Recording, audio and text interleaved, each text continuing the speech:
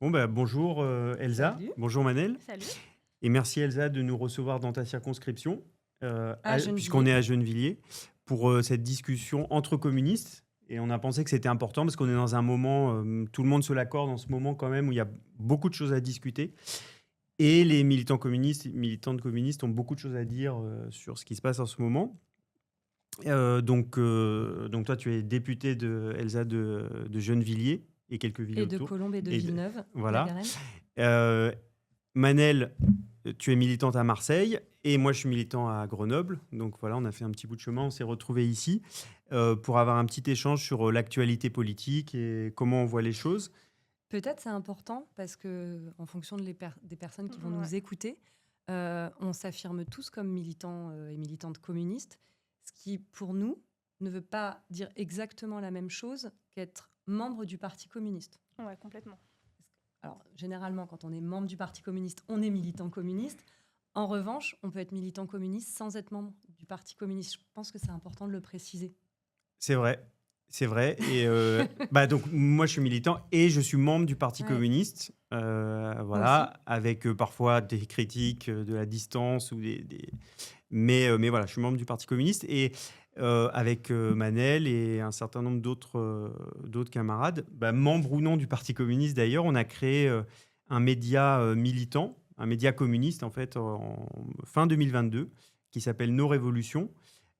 Et donc c'est aussi dans la poursuite de ce travail-là que ça nous intéressait de pouvoir échanger avec toi sur l'actualité. Ouais, c'est parti. Ok, C'est parti. donc C'est qui la main innocente qui pioche? on a tiré au sort Que ce soit toi. que c'était moi. Donc, la première question à laquelle on se propose de répondre, c'est du coup une question très classique et qui va faire la suite de ce que tu viens de dire, c'est quoi être communiste C'est à pour moi vous? que tu la poses. C'est à moi. Ok. Euh, Du coup, pour moi, c'est vrai qu'on a tendance à dire, quand on dit on est communiste, on est pour la justice, on est pour l'égalité, on est pour la démocratie, on est voilà, pour toutes ces choses-là. Mais c'est vrai que c'est un peu les valeurs de l'ensemble de la gauche et de l'ensemble des militants de gauche qui militent voilà, pour la justice, pour la démocratie, etc. Et je trouve que ce qui se fait, la spécificité du mouvement communiste, déjà, c'est de dire on est dans un système spécifique qui est le capitalisme, dans lequel il y a des exploitants, des exploités, des gens qui détiennent les moyens de production, d'autres qui vendent leur force de travail. Et que la force du mouvement communiste, c'est d'avoir dit que les travailleurs et les travailleuses pouvaient être maîtres de leur destin et du coup décider eux-mêmes de leur avenir, de leur vie, de leur aspiration. Et donc l'idée centrale pour moi chez les communistes, c'est vraiment cette idée de la lutte des classes, mais de toutes les luttes des classes, le mouvement antiraciste, le mouvement féministe, le mouvement écologiste, le mouvement des travailleurs dans leurs entreprises et ailleurs. Et pour moi, voilà, l'idée d'être communiste, c'est d'être aux côtés de tous ces gens qui luttent et qui, pour moi en tout cas, doivent prendre le pouvoir pour décider de leur vie. C'est mon tour. Déjà, je partage évidemment ce que vient de dire Manel. Peut-être pour donner aussi un peu de chair à tout ça, moi j'ai tendance à dire que je suis plus attachée au PCF par culture Mm. que par identité partisane. Et pour moi, la culture communiste, c'est vraiment celle qui m'attache à la fois aux militantes et aux militants. Mais aussi, je dirais, qui m'attache au parti. Et donc, c'est le fait, justement, qu'on considère que c'est non seulement aux côtés des personnes exploitées, dépossédées, racisées, etc., mais que c'est en considérant que nous formons un parti pour permettre cette organisation. Et donc, c'est à ça, je dirais, que je suis peut-être le plus attachée et qui se traduit de manière concrète aussi par un militantisme de terrain qui, évidemment, s'érode aussi avec l'affaiblissement du parti. Mais moi qui suis encore dans une ville à direction communiste, je continue en fait quand même de la vivre, pas aussi intensément peut-être que dans les années 70 ou au tout début des années 80 ou même avant, mais en tout cas avec... l'idée de départ, c'est que les gens sont intelligents, que c'est eux les experts de leur vie, et des conditions, de leurs conditions d'existence. Et qu'un mouvement de libération, un mouvement d'émancipation, ça ne se fait pas en surplomb. Même si on a eu des tentations, y compris dans l'histoire, à le faire. Mais je crois qu'il y a de ça. Et puis l'idée aussi que le quotidien, ça mérite une politique à sa hauteur. C'est-à-dire qu'il n'y a pas les petits et les grands combats. On peut avoir un traitement communiste de certaines questions du quotidien. Je pense à la question des vacances, par exemple, qui a été dans le communisme municipal quelque chose de pris en charge. Mais y compris la question de ce qu'on appelle la sécurité ou la question des incivilités, enfin tout ce genre de choses peut être pris en charge aussi par la question communiste et par un militantisme qui s'attache aussi à traiter ces questions-là pour les habitants. Je suis d'accord avec ce que tu dis et je voudrais compléter du coup en faisant le troisième. La Trinité, C'est la Ouais. Trinité communiste. C'est ça. un Euh, élément. Et je trouve que, enfin, ce que tu dis sur prendre en charge de façon communiste des questions en fait, de ce qui se passe au coin de la rue, Mhm. en gros. D'ailleurs, parfois, l'extrême droite essaie vraiment de le prendre en charge. Ça. Dès qu'il se passe un truc au coin de la rue, de dire, vous voyez, ça rentre complètement dans notre grille de lecture et tout ça. Mais il y a une façon communiste de prendre en charge ce qui se passe au coin de la rue et de transformer le monde en proximité, on va dire. Et la proposition communiste, c'est aussi de transformer le monde. Ouais. Et ça, je trouve ça intéressant, le monde entier, quoi. Enfin, je trouve ça intéressant parce que, enfin, je sais pas vous, mais en ce moment, moi, dès que j'ai des discussions un peu avec des militants et tout ça, c'est tout le temps sur fond d'un espèce de fatalisme que je trouve incroyable parce que moi, si j'ai commencé à militer, c'est pour pas subir c'est pour pas être désespéré et subir ce qui se passe. Et en ce moment, quand je discute, mais même un peu au-delà, mais notamment dans les cercles militants, ce qui me questionne du coup, c'est ouais, on essaye un tout petit peu de faire en sorte que ça recule pas trop, mais bon, c'est Trump président des États-Unis, c'est la guerre de plus en plus autour de nous, mais on sait pas comment. Et là, je trouve que, enfin, les communistes devraient avoir quelque chose à apporter pour dire non, il n'y a pas de fatalisme en fait. Tout ce qui se passe, c'est décidé par des mecs quelque part dans un bureau. Toutes les guerres, elles sont in fine décidées par quelqu'un dans un bureau qui en est bien loin, etc. Et les communistes, quand même, dans leur histoire, ils ont montré que si, on pouvait en sortir des guerres. Et pour ça, il fallait sortir les mecs qui étaient dans leur bureau. Et en fait, on peut... et qui les ont organisés et on peut changer le monde. Tout ce qui se passe autour de nous, ça résulte de décisions humaines. Et du coup, on peut le changer. Non, alors, je suis d'accord sur le caractère du fait que tout ça c'est pas inéluctable. Et je pense qu'il faut être en capacité de le porter. Après, j'aimerais que tu me rassures en me disant que de temps en temps, le fatalisme te touche. Parce que sinon... Non, c'est un optimiste par nature. Antoine, non, mais c'est vrai qu'il y a cette force dans le communisme de te dire que l'organisation du monde, elle n'est pas naturelle. Oui, bien sûr. Elle est le résultat de décisions sociales et d'organisation sociale, politique, imposées, etc. Mais que c'est le résultat du fait des hommes. Et que du coup, elle peut être aussi défaite par le fait des hommes. Et des femmes, évidemment. Enfin, je dis... Ouais. Mais du coup, qu'on a la capacité à transformer le monde et que cette capacité d'agir, que ce soit d'un point de vue individuel ou collectif, elle est centrale, en tout cas, dans l'idée communiste, et que ce n'est pas un parti ou une organisation qui décide, mais les gens qui sont concernés par ce qu'ils vivent, qui doivent prendre leur destin en main et décider, en fait, de changer leur avenir. Et je trouve que c'est vraiment quelque chose de positif, quoi, comme engagement. Mais pour répondre à ta question, oui, parfois, comme tout le monde, je me dis... ouais, enfin, surtout parfois, d'ailleurs, quand en ce moment, il y a les élections municipales et tout ça, donc quand tu milites, plus que par rapport à des événements lointains, même s'il y a des choses qui peuvent être désespérantes, mais quand tu vois très concrètement en militant et tout ça, parfois les réflexes de repli c'est là où ça paraît peut-être plus concret, quoi, que quand on parle de Trump aux États-Unis. Oui, c'est terrible, mais... Moi, je sais pas si ça vous le fait, mais il y a plein de moments où ça m'arrive, tout en ayant... je l'espère, au bout d'un certain nombre d'années maintenant de militantisme, une grille d'analyse qui me permet de savoir pourquoi les gens ne sortent pas tous dans la rue et se rebellent. Il m'arrive d'être énervée parfois en me disant, mais en fait, pourquoi les gens ne croient pas en leur force collective, quoi. Tu vois, on a quand même suffisamment d'exemples qui permettent de montrer que les choses ne sont pas écrites d'avance, que l'histoire, elle est faite aussi de rebondissements assez spectaculaires. Et que qui aurait dit pour un certain nombre de droits sociaux que ça arriverait, qui aurait prévu MeToo à ce moment-là, mais aussi des révolutions démocratiques dans plein de pays dans le monde. Enfin, les historiens, ils sont en capacité des fois de retracer a posteriori ce qui s'est passé avant. Mais avec tout ça, il m'arrive d'être en colère en me disant mais pourquoi les gens sortent pas quoi, enfin, ils ont le pouvoir. Ouais. Et en réalité, je sais pourquoi. Enfin, on peut en disserter longtemps. Mais ouais, ça m'arrive ça. Mais je pense que c'est parce que je crois en...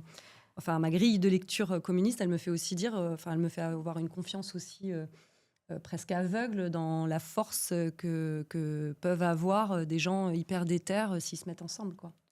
Le fatalisme, il vient surtout du fait que des fois, on n'a pas d'organisation aussi, portée par des lieux collectifs où on peut s'organiser, même si ça peut exister à l'échelle d'associations, à l'échelle de petits collectifs, etc. Mais c'est vrai que le fatalisme, il découle surtout du fait qu'on n'a pas d'organisation capable de porter des millions de gens, même si, par exemple, les mouvements syndicaux, à certains moments spécifiques, comme le mouvement des retraites, ils sont en capacité de mettre des millions de gens dans les rues. Mais face à l'actualité qui s'enchaîne... on n'a pas une organisation des organisations communistes, plein d'organisations politiques qui sont en capacité de mettre des millions de gens dans les rues, puisque les gens ils se lèvent pas. Ça peut arriver, les mouvements spontanés, mais généralement c'est quand même aussi le résultat de formes d'organisation collective qui préexistent des mouvements, quoi. Et puis quand même, ils sont descendus dans la rue, les gens. On est descendus dans la rue il n'y a pas si longtemps que ça pour le mouvement des retraites. Et en fait, au plus fort du moment où il y avait plein de gens dans la rue, il y avait quand même, il y avait quand même pas mal d'efforts mis du point de vue des forces organisées, on va dire, des milieux militants et tout ça. Et moi, je me sentais un peu extérieur à ce réflexe-là. De dire aux gens, attention, faut pas aller trop loin, faut pas faire trop de bruit. Pas... Alors du coup, et puis en plus, on a perdu. Donc pour moi, le fait que les gens ressortent dans la rue pour mettre KO un gouvernement, une fois, deux fois, trois fois, ça arrive si déjà la première fois, ils y arrivent, si ça leur donne confiance. Du coup, moi, je pense qu'il y a... Je sais pas, regarde l'Iran, ils ressortent. Oui, non, et avec... Non, mais tu vois, avec évidemment, je fais pas un parallèle évident. Oui, mais on est sortis. Mais les gens, ils ressortent. Donc moi, je pense qu'il y a... t'as toujours une conjugaison de deux choses. T'as la conjugaison de pourquoi t'y vas, c'est-à-dire ça peut être un truc de grande survie comme un truc insupportable d'un point de vue démocratique ou autre. Et puis une perspective que ça arrive. Et la perspective, elle peut naître du fait qu'il y a déjà de la force, quoi, que la force attire la force. Et je trouve que les mouvements des retraites sont souvent très à part. Je crois qu'il y a un truc tellement fort autour de cette question que à chaque fois, on y arrive, quoi, en fait. Même quand on croit qu'on ne va pas y arriver, puisque la dernière fois, personne ne pouvait prédire qu'il y aurait autant de monde dans la rue sur la dernière bataille contre la réforme des retraites. Et pourtant, tu as du monde. Mais sur tout le reste, quand même, on a du mal... il y a eu du mal à mobiliser, quoi. En 2019, il y a eu une AL aussi, qui a été très vite réprimée, mais il y a eu des mouvements spontanés où les gens sont sortis pour dire ça c'est inacceptable. Mais c'est vrai que le relais politique, des fois, et les perspectives politiques données à ces mouvements-là, c'est un peu là où ça pêche, mais comme ça a pêché en France, comme ça a pêché à plein d'endroits dans le monde où on a des masses populaires qui sortent dans les rues et l'alternative politique peine aussi à émerger, quoi. Et je pense que c'est une grosse question qui traverse l'ensemble des mouvements contestataires dans le monde. Ouais. Moi, je voulais vous évoquer un sujet, un des sujets sur lequel on a du mal peut-être à mobiliser ou à mobiliser suffisamment, d'autant que c'est en lien avec ce qu'on voit peut-être dans d'autres pays, aux États-Unis par exemple, c'est sur les droits des migrants. Il y a eu encore de nouveaux actualités il n'y a pas longtemps, on va peut-être en parler. Et Elsa, je crois qu'il y a une initiative bientôt là-dessus que tu lances à l'Assemblée. Ouais, alors qui officiellement est lancée, mais qui n'est pas lancée de manière pratique. Elle commencera là dans quelques jours. C'est une commission d'enquête qui cherche à évaluer les conséquences, attention, des accords du Touquet. Bon, j'essaye de populariser les choses et de vulgariser. Les accords du Touquet, ils ont été signés en 2003 entre la France et le Royaume-Uni pour en gros limiter les entrées d'exilés sur le territoire britannique. Et donc qui fait aujourd'hui du littoral nord de la France la frontière anglaise. Et donc nous sommes devenus les Français le bras armé du Royaume-Uni contre les migrants, en réalité. Et ça fait maintenant 20 ans que cette politique existe, et en fait, elle n'est jamais évaluée. Même Emmanuel Macron avait dit, avant d'être président de la République, qu'il fallait revisiter les accords du Touquet.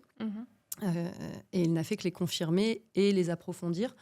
Sans évaluation, faut dire que tout ça est en fait une grande mise en scène, tragique certes, mais une grande mise en scène. Chaque ministre de l'Intérieur va dans le nord de la France quand il est nommé pour montrer qu'il va renforcer la sécurité, que c'est l'intérieur. Retailleau, il y est retourné Oui, encore. que c'est l'intérieur qui s'en occupe. Pourquoi ? Parce qu'on a établi l'idée aujourd'hui que les questions migratoires, c'est l'intérieur, donc la sécurité et l'aspect sécuritaire. Et donc, on a un peu partout dans le monde une militarisation des frontières, mais on en a aussi sur notre territoire, avec une frontière externalisée.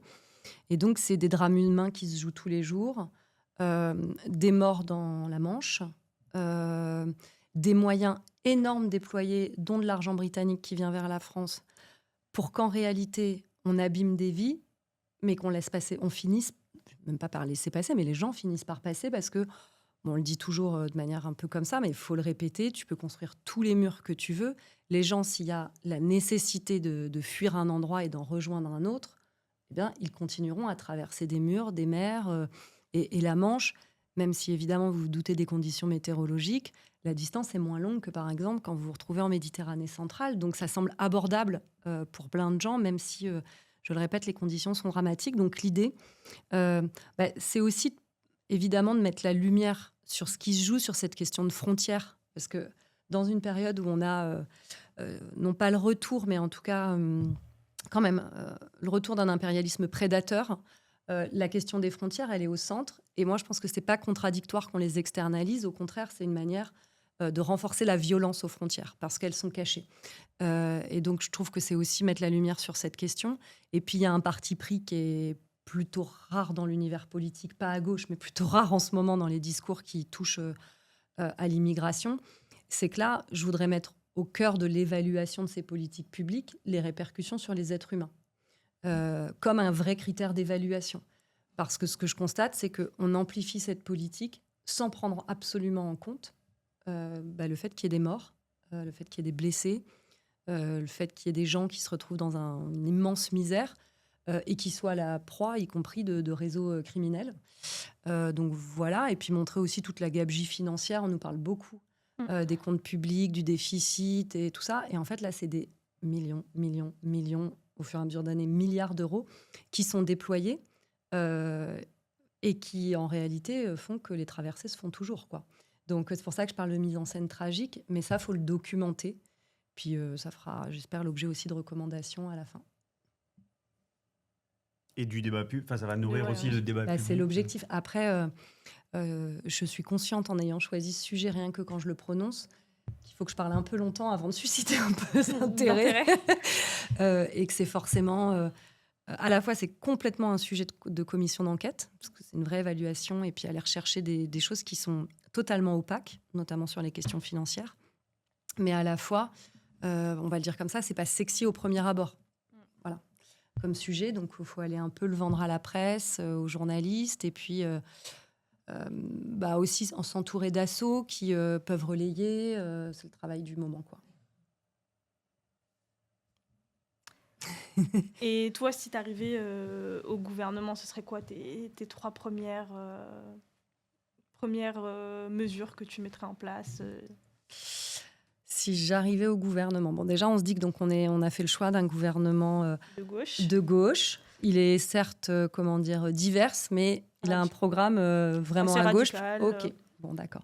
Donc, on ne se dit pas à quel ministère on serait. On peut choisir plusieurs, quoi. On peut en choisir plusieurs et on peut mettre en place ce qu'on a envie de mettre en place parce qu'on a les moyens de le faire. Bon, alors, je crois que si j'étais ministre du Travail, je ferais un grand texte de loi sur la démocratie au travail, sur les droits des salariés pour pouvoir décider, à la fois en termes de santé au travail. Bon, il y a les CHSCT qui sont connus, mais pas que ça.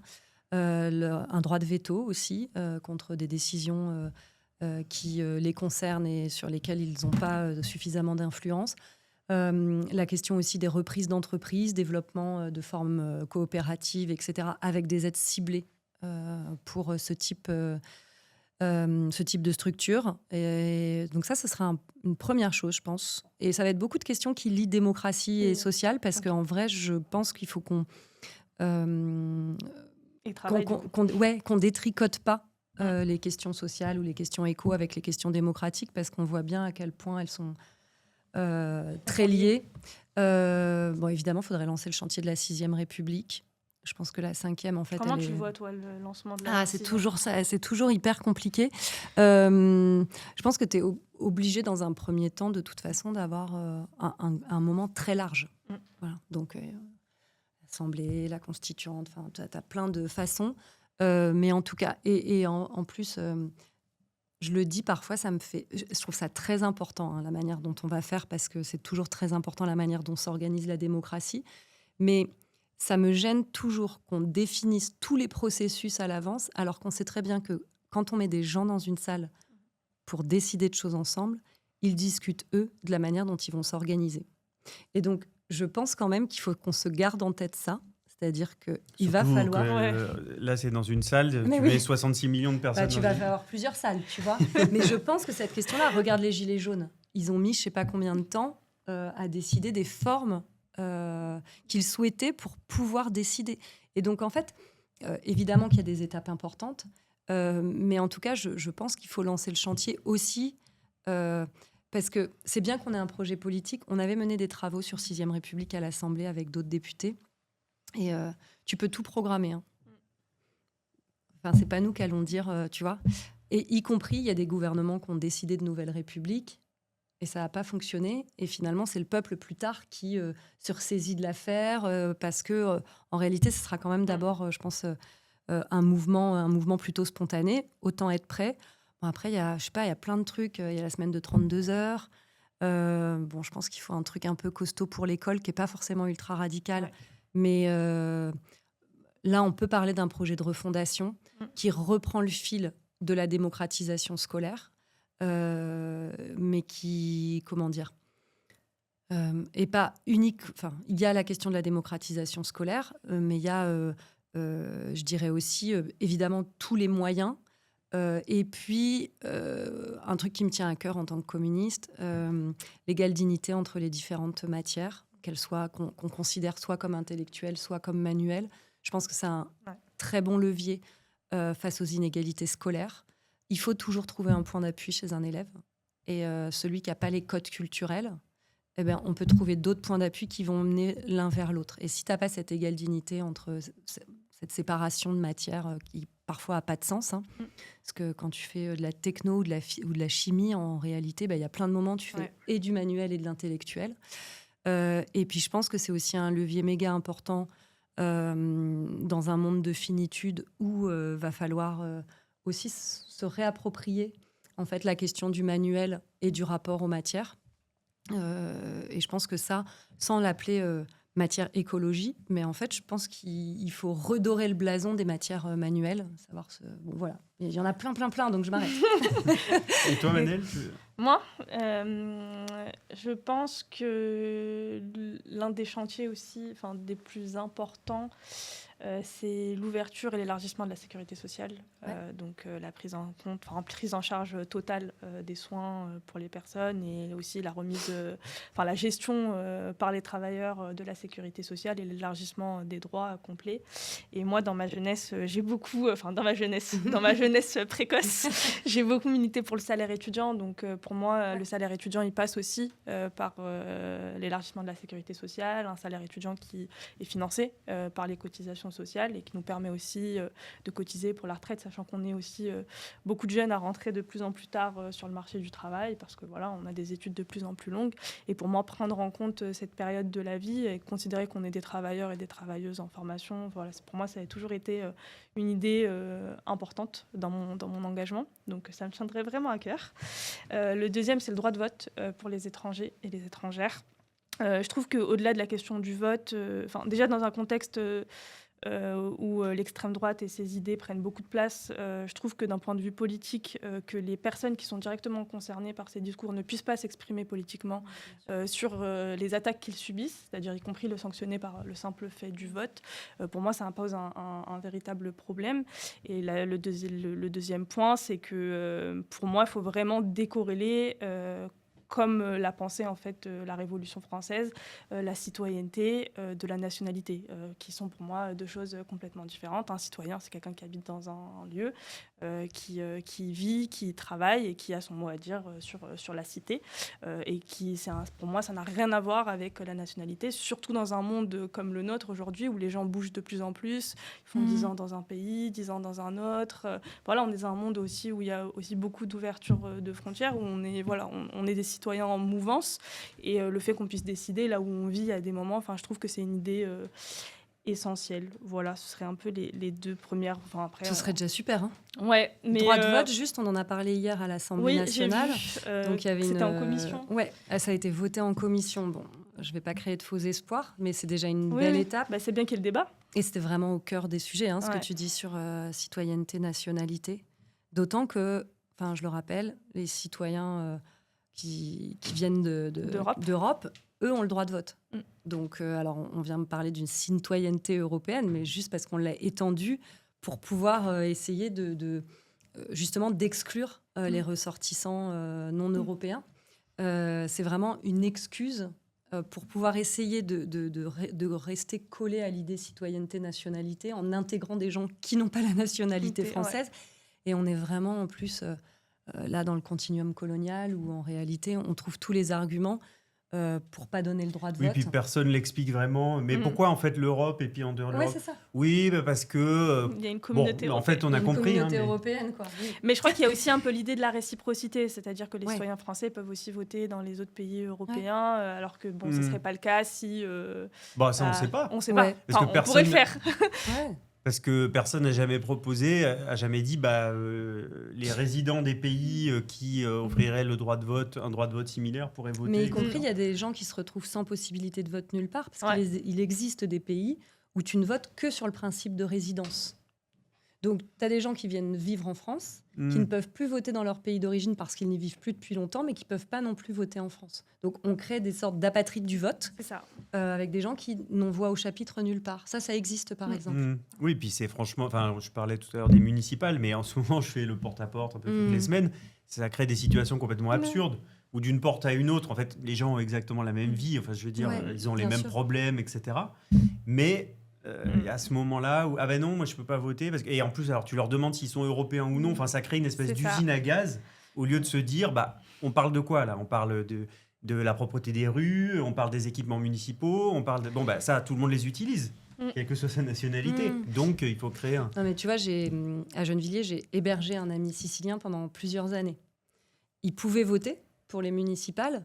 Et j'ai des voisins qui sont nés à Gennevilliers, qui sont nés ou qui sont arrivés à Gennevilliers quasiment bébés, qui peuvent toujours pas voter. Okay, Alors je sais qu'il y en a qui vont dire pourquoi ils sont pas naturalisés, etc. Mais c'est pas la question en fait. Faut arrêter avec ça. C'est vraiment l'excuse pour les exclure. Puis je rappelle que se faire naturaliser aujourd'hui, c'est un sacré parcours du combattant. C'est vraiment un parcours. Et puis de toute façon, je lisais dans les réactions fachos là que j'ai eues suite à mon intervention hier, il y en a qui disent mais même les binationaux devraient pas voter. Donc on en arrive à un truc où de toute façon tu es toujours suspecté d'être l'ennemi venant de l'étranger. C'est ça. Toujours. Mais bon, là, quand même, on parle de gens qui sont là depuis des années, quoi. Ça peut être 10, 20, 30, puis 60 ans. On peut discuter de la durée de résidence, ça peut être un débat. Et je crois que c'était 4 ans sous la Première République, je ne sais plus exactement. Moi non plus. Le temps, faudrait vérifier. Mais il me semble qu'aux dernières présidentielles, il y avait eu une application où les gens qui ne voulaient pas voter pouvaient aller voter à la place de personnes qui n'avaient pas le droit de vote. Et donc, du coup, c'est des gens qui avaient décidé de ne pas aller voter, mais qui disaient, en fait, on veut bien te donner notre voix. On nous dit ce qu'ils veulent voter, on vote pour eux, quoi. Mais du coup, j'avais trouvé ça assez intéressant, comme plateforme à cette époque-là. Bon, ça règle pas le problème, mais ça se voit que c'est quand même un sujet chez les gens et que, voilà, il y a quand même...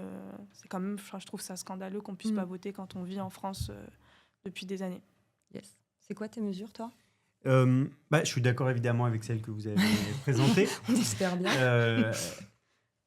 Moi, je pensais en fait à des mesures, et donc je pense qu'il faut des mesures pour améliorer la vie du plus grand nombre et tout ça très rapidement. Et moi, je prendrais un autre angle, mais c'est un truc auquel on réfléchit souvent quand on est de gauche et tout. C'est, bon, on est soi-disant en démocratie et tout ça, mais même si on se retrouvait à gagner les élections, en fait, on a bien compris que il y a plein de gens qui... voilà. Et d'ailleurs, récemment, je ne sais pas si vous avez vu dans les fichiers Epstein, là, qu'ils ont Ouais. sorti les millions de... Il y a un certain nombre d'échanges de mails où on voit en fait des ultra riches et tout ça qui sont dans l'organisation de l'impunité, y compris politiquement, et donc qui disent ah dans tel endroit il va y avoir tel candidat, ça me va pas trop. Donc ça rend visible finalement ce qu'on sait, c'est-à-dire que tout pouvoir qui n'a pas fait le choix de ne pas engraisser toujours la même poignée d'ultra riches, etc., va se prendre Un flot. enfin voilà, des attaques extrêmement, Un flux de... comment extrêmement dire fortes. Du coup, moi, comme vous avez évoqué 3 mesures, donc pour moi, il y a le fait de reprendre la main très vite sur un certain nombre de mannes financières, nationalisation des banques enfin, voilà, de toutes les grandes banques et voire même d'un certain nombre de grandes infrastructures. Et je trouve que c'est pas assez présent ce genre de choses dans le débat public. En fait, quand on est de gauche, il faut montrer patte blanche en disant non, non, mais on va faire un demi-milliard sur tel truc et puis on va le financer avec. Non, non, non, non, non. En fait, cet argent, c'est l'argent de tout le monde. Il a rien à faire dans les mains de monsieur untel ou je sais pas quoi. Donc maintenant, ça suffit. On va le reprendre comme ça. Et je serais même, moi, pour dire que tous les gens à qui, enfin, toutes les sociétés qu'on renationalise, les gens à qui ça appartenait, vous plaignez pas trop qu'on n'aille pas regarder ce que vous faisiez avec.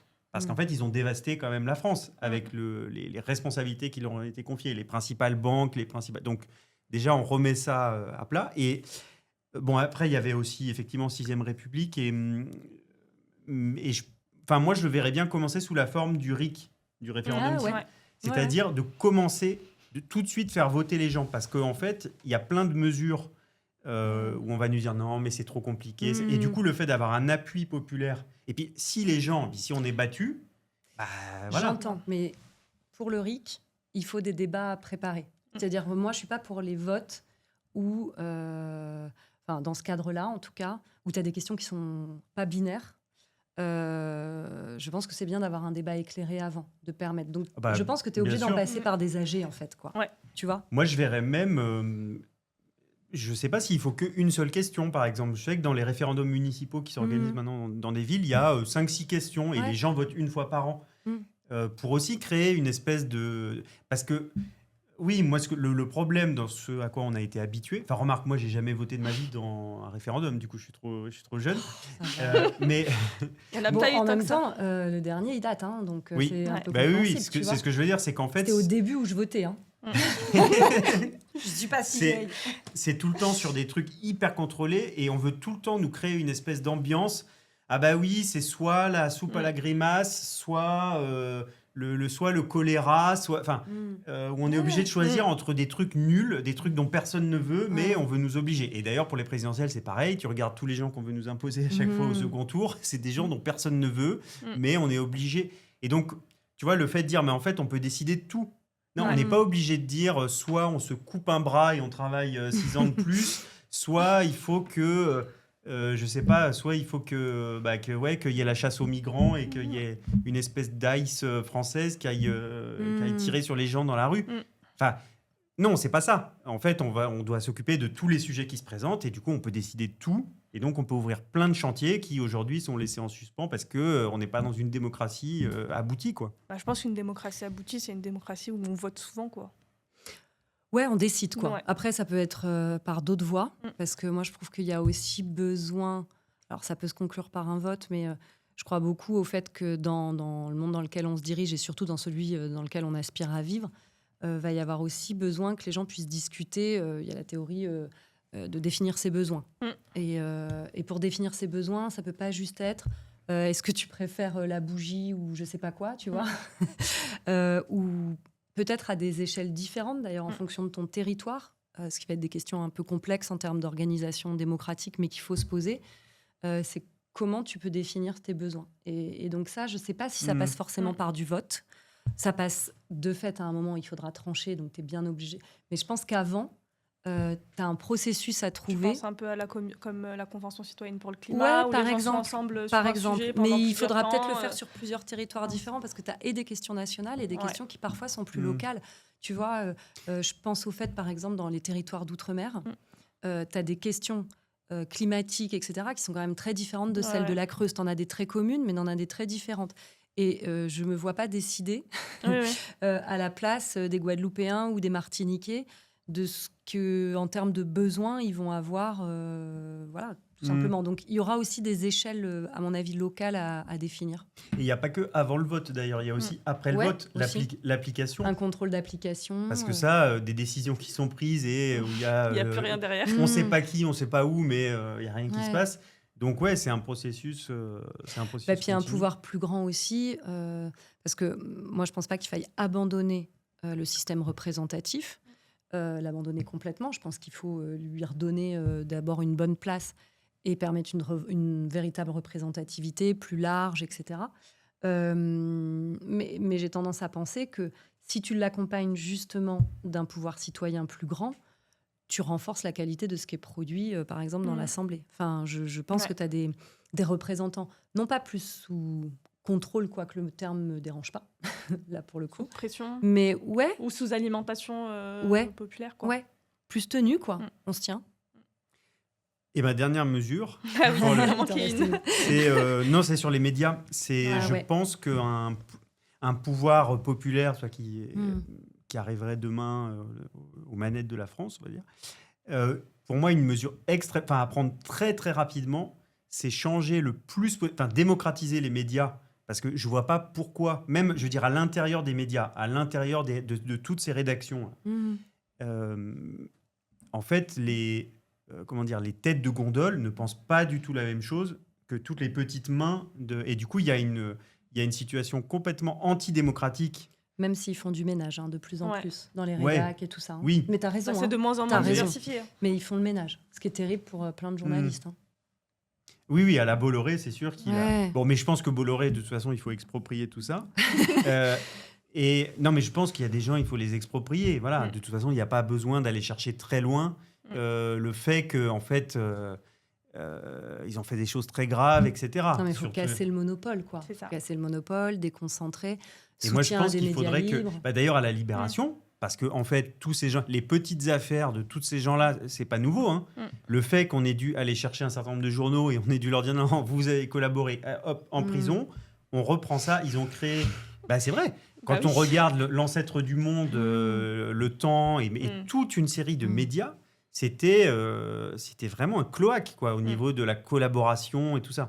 Donc, et à la Libération, ce qu'ils avaient fait, ils avaient mis un certain nombre de règles qui après ont été enlevées, je crois, dans les années 80, des règles anti-concentration et en fait qui faisaient des médias un domaine à part. C'est-à-dire, ça n'a pas résisté très longtemps parce qu'on restait dans le capitalisme, donc tôt ou tard, l'argent a repris ses droits. Mm. Mais on disait, ben voilà, attention, un média, c'est pour un journal, c'est pour informer les gens. Mm. On peut pas faire n'importe quoi, ça doit obéir à des règles, etc. Et moi, je suis pour ça. Et je suis aussi même, au niveau de l'audiovisuel public, s'il y a un pouvoir de gauche qui arrive, de remplacer très, très, très, très vite toute une série de têtes d'affiches qui sont des espèces de vaches sacrées que tout le monde voit tout le temps et qui se permettent qui sont, de par leur présence même continue à l'antenne, c'est un espèce de... qui sont sur les mêmes orientations depuis, je sais pas, depuis que je suis tout petit, Ouais. j'entends ça. Et c'est une humiliation de classe permanente, en fait. Et moi, j'ai l'impression que, je crois que c'est un sociologue qui a pas mal parlé de ça sur la droitisation française, mythe et réalité, mais en fait, il y a beaucoup de théories sur, oui, le passage de la France à l'extrême droite et tout ça, et il y a toute une série d'aspects... Enfin, en tout cas, ça décrit des dynamiques qui sont en grande partie réelles, mais moi, j'ai l'impression que dans certains milieux médiatiques, ça fait partie des secteurs, des petits segments de la société française qui sont le plus rapidement en course vers l'extrême droite, quoi. Oui, C'est-à-dire que j'entends. Mais moi, je pense que ça se règle. Je dis pas que c'est ce que tu as dit par des procès, tu vois. Mais en revanche, là, je pense que structurellement, tu peux toucher très vite aux choses. Si tu as un système qui déconcentre, si tu as des aides publiques qui sont, elles, concentrées vers des médias libres, si tu n'as pas ce semblant d'Arcom, mais un truc un peu costaud, Si dans les écoles de formation et de journalisme, très important aussi, tu as déontologie, des moyens qui sont tournés, Surtout pas les mêmes classes sociales pas qui les sont mêmes dans classes dans les écoles de sociales, journalisme. etc. Tout ça, en fait, tu arrives très vite quand même à des résultats où tu n'es pas obligé, si tu veux, de dire à un tel dégage, parce que ça reste aussi important qu'on garantisse leur indépendance. Tu vois ce que je veux dire? Enfin, Ah oui, même je si pense c'est par méga ailleurs. tentant ce que tu dis, hein. Non, mais je pense qu'il faut parfois des mesures qui signalent tout de suite l'arrivée au pouvoir. Je crois même que Mitterrand, d'ailleurs, avait dit, quand il était arrivé au pouvoir, maintenant, voilà, vous allez rééquilibrer les journalistes qui sont dans les antennes, parce qu'à l'époque, en plus, il n'y avait pas les radios libres, du coup, avant, c'était encore Oui, différent. c'était l'ORTF. Mais par contre, je pense par ailleurs que de toute façon, il est malsain, effectivement, que ça soit un pouvoir, même si on nous dit non, c'est pas du tout le cas et tout ça, Ouais, mais bien sûr. donc je pense qu'il faut virer un certain nombre de gens qui sont et qu'à gauche on a une tentation à être des bonnes âmes, etc. Qui disent oui, la défense de l'audiovisuel public et tout, mais l'audiovisuel public il nous défend pas, hein, pas du tout, et il défend Non, mais c'est pas la... tel qu'il est aujourd'hui. C'est pas ça la question. Ouais. C'est pas ce qu'on lui demande. On lui demande pas. On lui demande en tout cas de traiter. D'ailleurs, c'est pas le terme neutralité, mais d'être un outil pour les gens, pas pour le pouvoir politique. Un outil d'information, de divertissement. Mais en tout cas, il défend pas non plus les catégories populaires et Non, la mais c'est pour majorité ça de la que population. c'est bien que ce soit les gens qui travaillent en tant que Les gens qui journalistes, ou travaillent. qui sont dans les boîtes de production, etc., Et qui peut-être- puissent décider de comment est organisé aussi leur travail, et peut-être qu'ils décideront qu'il n'y ait plus de patron, tout Et simplement. peut-être les auditeurs, les téléspectateurs aussi. Ouais. C'est-à-dire que je pense qu'il faut arriver à enlever ce lien. Et je pense que c'est possible d'avoir des médias qui sont ni des médias d'État, entre guillemets, ni des médias possédés par des oligarques, en fait. Parce qu'aujourd'hui, c'est un petit peu ce qu'on a, quoi. Et autre truc que je trouve très problématique dans la dernière période et qui traduit un peu tout ça, maintenant, je vois quand ils invitent, par exemple, parfois des chercheurs, ils viennent leur demander avant, ou ils disent à l'antenne, il est membre de telle organisation politique. Ouais. Et en fait, on pourrait être satisfait de ça, parce qu'on se dit, comme ça, mais je trouve ça terrible, en fait, parce que la personne, elle est invitée. Ils disent à la télé. Ouais, l'autre jour, je l'ai entendu, je précise qu'un tel est aussi membre, je sais plus d'ailleurs, ça devait être du Parti socialiste. Et en fait, c'est ce qui va avec, tu sais, chercheurs militants, journalistes militants. Et en fait, ça, généralement, d'ailleurs, c'est que pour la gauche. Ouais, c'est jamais pour la droite. C'est jamais pour la droite ou l'extrême droite. Et en fait, je trouve qu'il faut être super vigilant là-dessus. Enfin, on devrait s'offusquer. Je trouve qu'il faut permettre, y compris aux jeunes chercheuses ou chercheurs qui arrivent, de ne pas être obligés de répondre à cette question. Parce que maintenant, ils le demandent beaucoup. Est-ce que vous faites partie d'une organisation politique ? Et en fait, je trouve qu'il faut refuser de répondre à ça, quoi. Je suis chercheur, je suis chercheuse, je viens parler de mes travaux. Oui, puis effectivement, comme vous dites, il y en a plein qui ne sont pas membres de partis politiques, etc., mais qui sont beaucoup plus Exactement. idéologiques dans leur démarche que... Exactement. Du coup, là, on parle un peu des mesures qu'on mettrait en place si on était au gouvernement, mais on n'est pas au gouvernement. Et pour l'instant, toi, Elsa, tu es au Parlement. Là, en ce moment, on parle beaucoup du budget 2026 et notamment le fait que les censures n'ont pas été votées à l'Assemblée nationale. Toi, comment est-ce que tu expliques en fait, cette situation politique et comment tu la vis aussi en tant que député ? Et est-ce que tu peux nous dire aussi ce qui a été voté, ce qui n'a pas été voté ? C'est un peu compliqué pour tout le monde. Ouais, même pour les députés, des fois. J'imagine bien. Faut suivre. D'abord, dire que malgré toutes mes ambitions unitaires, je conserve de la colère vis-à-vis du Parti socialiste de ne pas avoir voté la censure en octobre 2025. Qu'on censure jamais uniquement un budget, en fait. En octobre 2025, ce qu'on censurait aussi, c'est le fait que c'est des perdants qui se présentent et qui se présentent à nous et qui proposent un budget hyper austéritaire, alors même qu'il y a une aspiration à la justice sociale qui est très forte et qu'elle s'exprime au travers de mobilisations dans le pays. Et très concrètement, le budget qu'on a là, non seulement tu te doutes, il ne permet pas de faire les mesures qu'on a annoncées là, mais c'est un condensé de mes prix de classe. La justice fiscale est très clairement pas au rendez-vous et même les moindres mesures que le gouvernement a dû concéder, c'est par dose homéopathique qui finissaient même par être refusées par leur majorité, qui est une fausse majorité, mais par leurs députés à l'Assemblée nationale. Je pense par exemple à la taxe sur les holdings, qui est une toute petite taxe. il y a une toute petite rectification sur le pacte du trail, mais tout ça, c'est très peu de recettes par rapport à ce qu'on aurait pu engranger. Et puis des mesures choquantes et terribles pour le quotidien. Je pense à la suppression de 4000 postes d'enseignants. Je pense à la suppression des APL pour les étudiants étrangers. Même si de l'autre côté, il y a un côté assez cynique parce que le PS, lui, annonce repas à 1 euro. Mais donc, il y a ceux qui n'auront plus d'APL. Enfin, voilà, assez terrible. Donc, voilà pour... on va très vite. Ce que tu es en train de dire, c'est que le budget, il ne répond pas du tout déjà à l'urgence sociale. Et en plus, il ne répond pas à leur objectif de réduire le déficit. Il ne répond pas non plus, alors que c'est là-dessus qu'ils ont beaucoup construit le récit. Sur il faut faire des efforts, il faut réduire le déficit. Et en fait, ils ne maintiennent pas ils n'arrivent pas à aboutir à leur objectif. Mais on est vraiment sur les mêmes logiques macroniennes depuis 8 ans. En protégeant les plus riches, en asphyxiant pas seulement les plus modestes, en fait, les gens qui travaillent. Et donc, voilà. Moi, je dis un condensé de mépris de classe très fort parce que, en plus, ça se situe dans un moment où il y a l'aspiration qui s'exprime à plus de justice fiscale.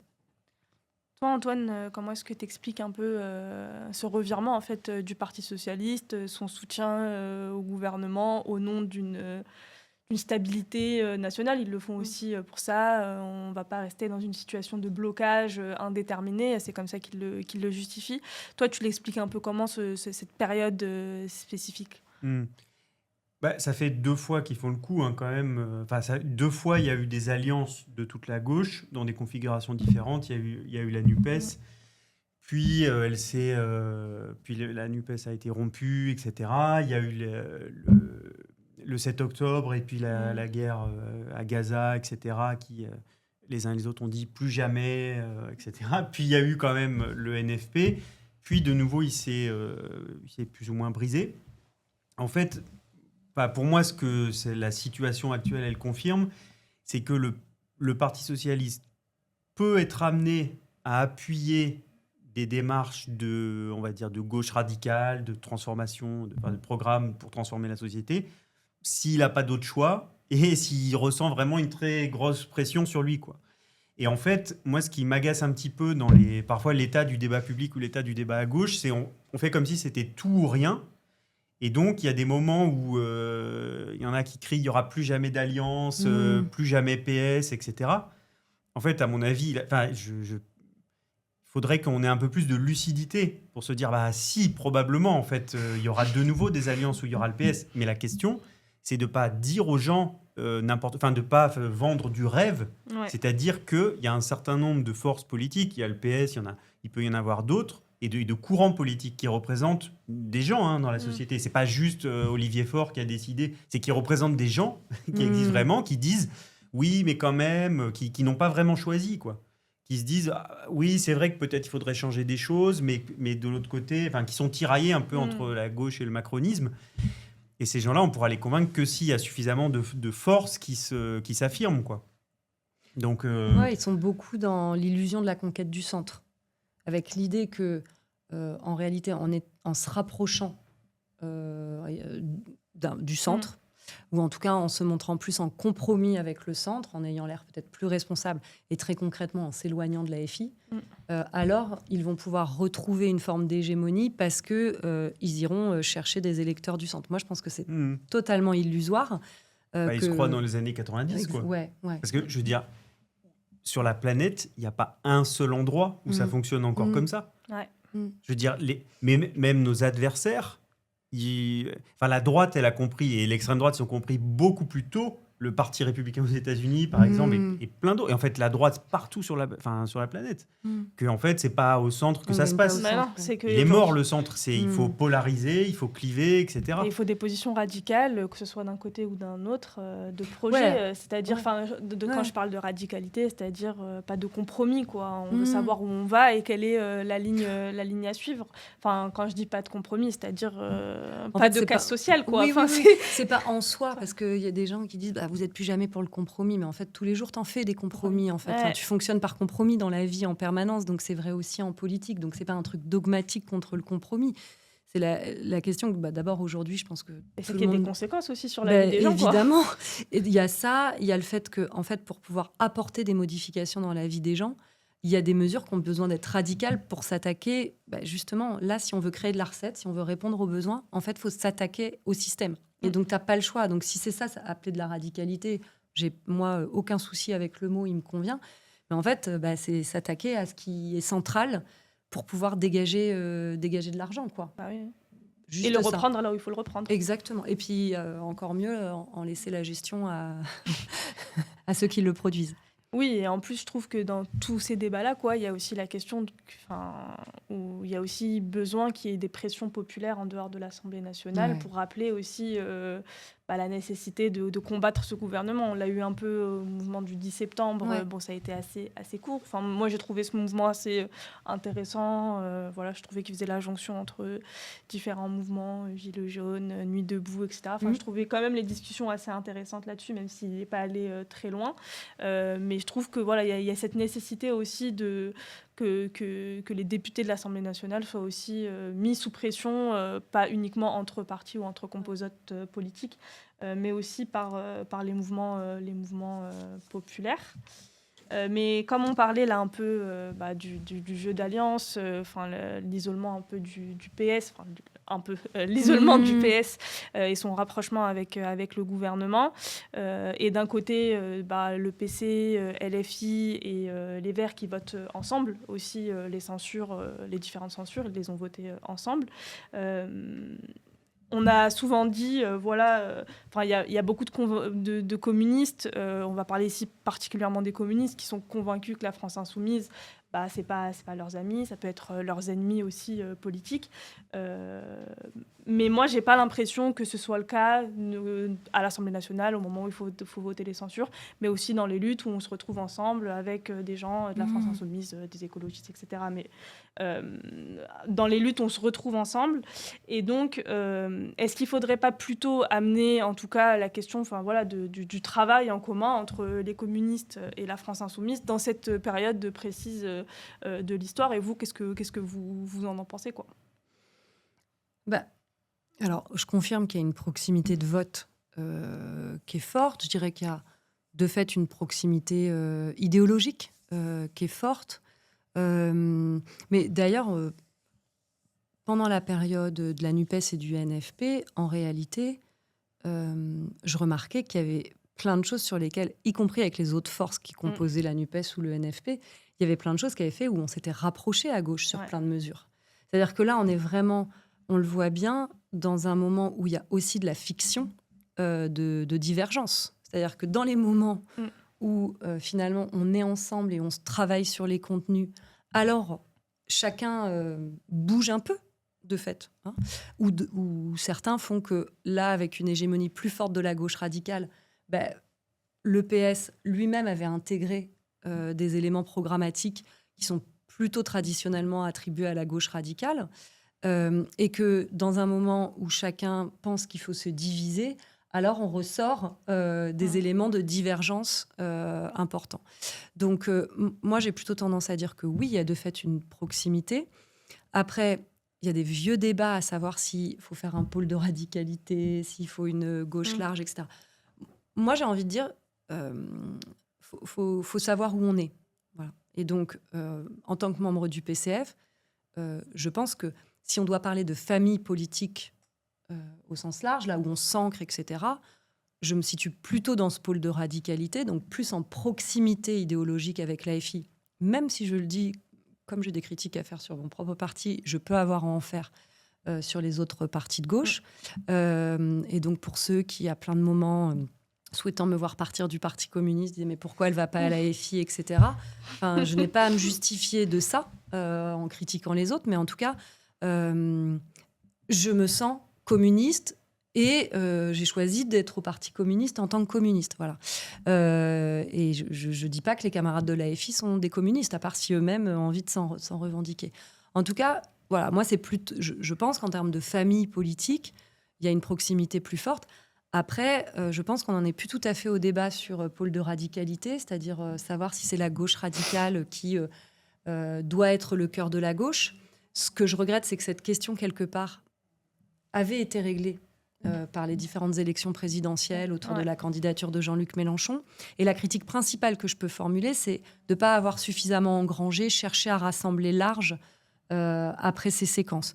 Et donc là, moi, je ne vois pas aujourd'hui, il y a des impasses, parfois on doute, et je ne vois pas aujourd'hui comment on arrive à déjouer l'ascension extrême droite, ou en tout cas penchant autoritaire, si on ne fait pas un rassemblement large. Donc, qui n'est pas que PCFI, y compris, je pense qu'on est... Même là, c'est des scénarios très, très fictifs. On va en parler après, mais en tout cas, je ne vois pas comment on n'est pas... je ne sais pas si c'est contraint, mais en tout cas, comment on peut faire autrement qu'en essayant de faire très large pour rayonner largement dans la société. Je ne sais pas comment on y arrive. Enfin, je préfère le dire. Je ne sais pas aujourd'hui comment on y arrive. Mais en tout cas, il y a une chose est sûre, je trouve qu'il faut arrêter de jouer la politique de la distinction. Le PC a trop fait ça ces dernières années vis-à-vis de l'AFI. Surtout que, vu comment il s'est distingué... Enfin, encore, si c'était pour se distinguer de manière intéressante... Oui. Non, mais arrêter cette politique de la distinction qui nous pousse à prendre des positions droitières pour résumer les choses, pour aller vite, quoi. Même si j'aime pas cette accusation, parce que c'est vraiment des débats... récurrent au sein du PCF, et l'accusation en droitisme, ça a aussi été au cœur des procès de Moscou, donc on va, on va laisser tomber ça. Tu veux dire un truc là-dessus? Oui. Moi, ce que je voulais dire là-dessus, c'est que d'abord, tu parlais des débats sur pôle de radicalité ou toute la gauche et tout ça. Il faut quand même se souvenir, parce que la situation est assez dingue quand même. En fait, ce qui a abouti aux 2 présidentielles dans lesquelles l'AFI, avec Mélenchon, est très en tête de la gauche, et la dernière fois où il était à, je ne sais plus combien, 400 000 voix, d'accéder au second tour, ce qui aurait été un événement historique, en fait, qui n'est jamais survenu d'ailleurs, depuis... parce que même... que quelqu'un se réclamant de la gauche radicale. Duclos avait failli, mais pareil, il n'y avait pas été, et tout ça, donc ça aurait été un événement... Mais en fait, tout ça, c'est quand même l'aboutissement d'une stratégie qui a été co-construite, mais initiée par le Parti communiste. Bien sûr. À l'époque du Front de gauche au départ et tout ça. Et ensuite, il y a eu une majorité de cocos qui se sont auto-persuadés que, en fait, c'était... Parce qu'entre-temps, il y a eu 2017, il y a eu plein d'épisodes très compliqués, etc. Enfin, très compliqués. Il y a eu plein d'épisodes où, voilà, la vie a fait que... Et donc, après, ils se sont auto-persuadés que non, mais en fait... c'est l'affaiblissement bon, et du coup on a abandonné le projet que Mélenchon a continué à porter d'une manière ou d'une autre pour arriver effectivement en tête de la gauche. Du coup, finalement, c'est là où la situation est complètement absurde. Et moi, ce que je pense, c'est que en ce moment, ça commence beaucoup à parler de la... Bon, il y a les municipales, mais beaucoup de gens commencent à parler de l'élection présidentielle. En fait, pour moi, ce qui déséquilibre fondamentalement la gauche, c'est-à-dire que aujourd'hui, la principale force de gauche aux dernières élections nationales, la France Insoumise, est assez isolée. Et il y a les directions des 3 autres partis, PS, ELV et PC, qui, en gros, plutôt, pas forcément pour la présidentielle, mais par exemple là, dans les municipales, il y a des divisions. Où voilà, ils essaient plus de discuter un petit peu ensemble dans certains endroits, quoique pas partout, parce que comme tu dis, on met en scène beaucoup de choses, mais quand on regarde dans les villes, il y a des alliances où il y a du PS et l'AFI sur les mêmes listes, etc. En fait, si on regarde, ça démentit beaucoup de discours, mais quand même on a cette situation-là, et où du coup, voilà, comment arriver à un scénario où on a une gauche la plus rassemblée possible sur des options radicales. Pour moi, il y a un élément central. Il faut dépasser cette espèce de division. Ça fait 12 ans maintenant. Ça fait 12 ans qu'en gros, ça a été la fin du Front de gauche et qu'il y a une espèce de guerre entre communistes et insoumis. Pour moi, le fait de sortir de ça, c'est une des clés qui permet de dépasser la division de la gauche. Parce qu'en fait, une fois que tu as 2 des 4 formations de gauche qui se mettent d'accord d'une manière ou d'une autre pour dire OK, il faut y aller, il faut rassembler autour d'une option. On veut vraiment changer la société, quoi. Bon, on a parlé de nos mesures, il y en aurait plein d'autres, mais même programme NUPES approfondi. une fois qu'il y a ça, ça donne une force très importante. D'autant que ELV, on l'a vu encore récemment, alors ils ont des problèmes internes là, apparemment en ce moment, mais ELV a toujours été tiraillé entre une aile qui est un peu plus radicale, un peu plus transformatrice, et une aile un peu plus libérale. Donc ça veut dire qu'il y a 2 partis et demi presque qui sont pour cette option-là. Et moi, je me souviens de ce qui s'est passé quand le NFP était arrivé en tête, qu'il a fallu se mettre d'accord pour désigner quelqu'un au poste de Premier ministre. Il y a eu un moment où, alors on ne sait pas trop comment ça s'est passé, parce que je sais pas, on suivait ça juste dans la presse, mais Roussel a dit, ah ben oui, ça pourrait être Huguette Bello, qui dirige la région La Réunion, etc. Qui est une personnalité qui est, je ne sais pas si elle se dit toujours communiste, mais oui, elle est toujours au Parti elle est plus communiste. Je ne sais plus si Alors, non, c'est pas le Parti communiste, c'est le PLR. PLR, ouais. En tout cas, Parti pour la Réunion. Militante communiste historique et toujours très proche. Et donc, il dit, ça pourrait être elle. Et là, tout d'un coup, il y a une situation où l'AFI, où en fait, le PC et l'AFI se retrouvent alignés, parce que l'AFI dit oui, ça serait bien. Les Verts, ils savent pas trop. Et alors, du coup, tout le monde était très emmerdé et ça a failli être finalement la candidate sur une option qui était quand même bien marquée radicalité. Du coup, voilà, moi, ça me fait dire ça. Ça fait dire que pour la présidentielle, pour essayer de sortir de cette situation où il y a la plus grosse force de gauche qui est probablement toujours très haut, mais qui est assez isolé, et les autres forces qui essaient de se mettre d'accord pour dire on fait une primaire, mais alors sans la plus grosse force, et du coup c'est un truc sans fin. Je pense que si le Parti communiste décidait de sortir de cette situation absurde et décidait de se dire ok, ma place c'est d'être bien à gauche, voire même c'est peut-être être à gauche de l'AFI, parce que moi... là où j'ai c'est un peu l'objectif d'un parti communiste, quoi. Oui, c'est d'être ça. à gauche pour de moi, la ça France devrait être insoumise, quand son même. rôle, parce que la France insoumise, moi, je jette pas la pierre, etc., parce qu'ils ont pris un certain nombre de positions qu'il était très difficile de prendre. Et donc, il y a plein de gens maintenant qui viennent faire les fines bouches en disant oui, vous auriez dû. Oui, allez-y, vous, de vous faire jeter des pierres de partout, et puis après, on verra. Donc, mais effectivement, là où moi, j'ai des trucs où je suis pas... C'est pas forcément des désaccords, mais j'ai des différences de vue avec les insoumis, c'est que je trouve qu'ils clivent énormément sur certaines questions, et parfois il faut le faire. Et sur les questions économiques, ils clivent pas. Là récemment, ils ont fait leur truc en disant oui, on va voir les petits patrons, etc. Ils surjouent cette espèce de truc, on est des gens... Et je trouve que ça serait important... C'est l'approche de la présidentielle aussi. Ouais. Oui, mais je trouve que ça serait important qu'il y ait... de toute façon, ils disent ce qu'ils veulent. Moi, je ne suis pas à l'AFI, mais je trouve que ça serait important qu'il y ait un parti à côté qui disent oui, c'est bien, on est ensemble et tout ça. Par contre, nous, on veut aller plus loin. Voilà, on veut la socialisation des moyens de production. Que ça soit dans le débat public, ça n'y est même pas. C'est un peu ce que disait Lordon dans son papier, c'est-à-dire il y a un boulevard à la gauche de la France insoumise aujourd'hui qui n'est pas pris par le Parti communiste, mais on pourrait élargir même le pôle de radicalité au NPA et plus largement encore, à la famille communiste dans sa globalité. Et je pense que aussi entre communistes aussi, on se parle pas d'autres forces politiques, alors qu'on a quand même, on vient de la même histoire, on a les mêmes références, etc. Je trouve qu'il y a aussi un pôle de radicalité aussi à construire à gauche de la France insoumise, parce que comme tu l'as dit, toi tu as parlé un peu des questions économiques, mais moi sur les questions impérialistes, j'ai un vrai problème avec la France insoumise, notamment sur la France-Afrique, sur la Kanaki, sur les intérêts, sur la France présente sur les 5 continents, etc. Quand même, c'est des vrais désaccords idéologiques que les communistes ont avec les insoumis, et je trouve que on a quand même sur le Sahara occidental, sur la Palestine ils ont tenu, et franchement ça a été courageux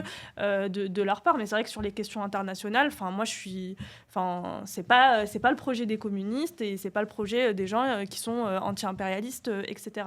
Et donc je trouve qu'il y a vraiment aussi ce créneau politique qui est pas représenté, c'est-à-dire une aile gauche en fait à la France insoumise qui soit conséquente, puissante, et qui viennent pas, qui disent c'est la plus grande force de gauche aujourd'hui, c'est un fait, et donc du coup est-ce que ça nous donne la possibilité d'aller plus loin, de passer au second tour, de gagner l'élection présidentielle et d'aller encore plus loin dans les transformations sociales? Et je pense que des fois, on ne pose pas la question stratégique comme elle doit se poser. Comme elle peut se le poser aussi d'ailleurs à côté. Enfin, ce qu'il reproche à Mélenchon, c'est d'être une personne clivante, dont les gens ne supportent pas la personnalité, etc. Ça fait quand même un certain nombre d'années qu'on a le même discours et que, une fois les élections présidentielles arrivées, le choix des classes populaires, en tout cas, il est assez clair dans cette période-là. Et je trouve ça assez dommage que les communistes se privent aussi de leur base électorale aussi, parce que c'est aussi notre électorat qui est dans ces classes populaires. Et de la base sociale dans les luttes. C'est ça. Parce qu'au final, comme vous disiez tout à l'heure... Globalement, c'est les mêmes, si tu veux. Ça. Je le vois bien sur un territoire comme le mien, en fonction d'élections locales, nationales, les choses se confondent beaucoup. Donc, il y a des bases électorales communes.